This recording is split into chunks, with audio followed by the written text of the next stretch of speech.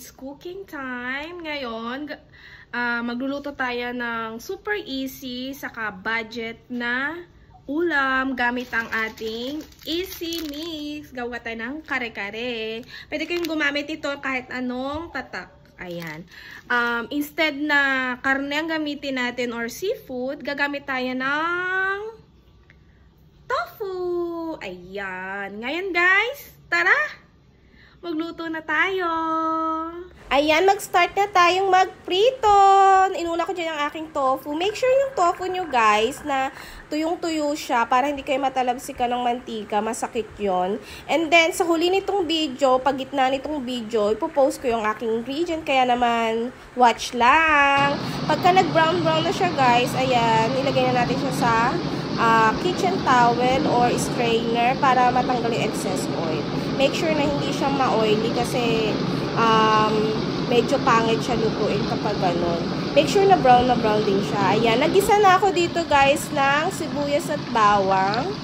Make sure na lumabas yung aroma niya para naman mabango, masarap.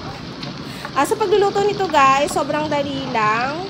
At napaka-masustansya. Gustong-gusto ito ng mga kids.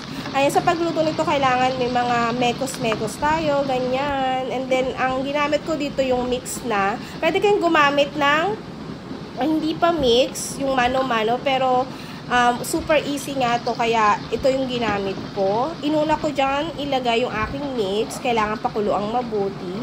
Pwede kayo magdagdag ng peanut butter kung meron kayo. Kaya lang ako, yan lang yung meron ako dito sa bahay. And then, meron ako dyan string beans, bok choy, at saka puso ng saging. Wala akong mabiling pechay, kaya naman yan yung ginamit ko. At meron din pala ako dyang talong. Ni-slice ko lang siya na paslanting.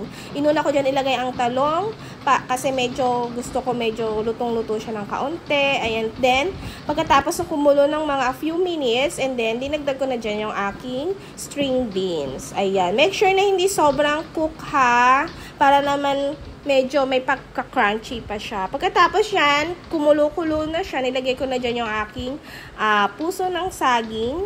Yan. And then, hinalo kong mabuti. Sa pagluto nito, guys, sobrang dali. Kaya naman, gustong-gusto ko to kasi masustansya. Pwedeng-pwede sa mga kids kung sino man. At saka sa mga nagtitipid, guys, ito yung aking tips. Sa mga nagtitipid, ayan. Masustansya na, masarap pa, at kayang-kaya sa buong pamilya.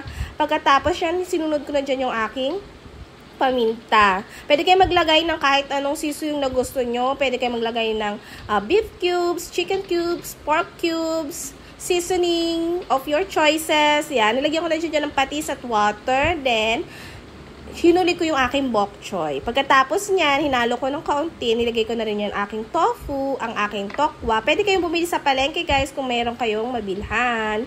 Kaya naman na yan guys, pagkakulo-kulo na yan, lutong-luto na siya, at naaamoy nyo nang na masarap. It means kakain na at tikiman na.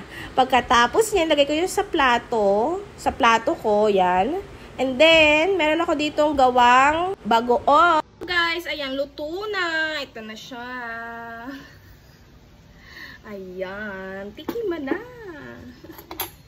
Ito siya.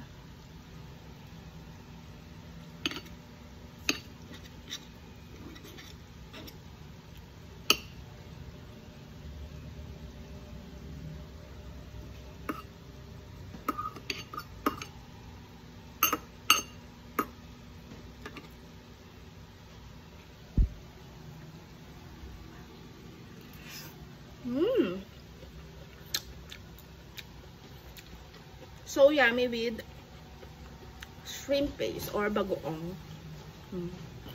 Trapping na. Kahit walang karne, walang seafood, ganyan. Super healthy.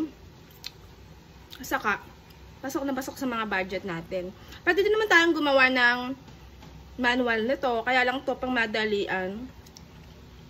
At saka, less ingredient, less messy. Tinatamad lang talaga maghugas ng pinggan. Hindi, pang madalian lang talaga guys. Saka healthy siya. Walang karne or anything. I didn't put any seasoning. Nilagyan ko lang siya ng, pwede siyang lagyan ng pork cubes, chicken cube, beef cubes, depende sa type nyo. Ako nilagay ko lang kasi dito salt and pepper. Ayan. Kasi naglalas tayo sa sodium kasi medyo ano siya bad sa health natin. Pero masarap. Super yummy. Ayan. Ang mapapadami ang kain mo nito. Super. Kaya naman, thank you guys. Sinamahan nyo ako sa pagluluto, sa panonood ng video ko. Ayan. Thank you for watching. See you on my next video. Bye-bye!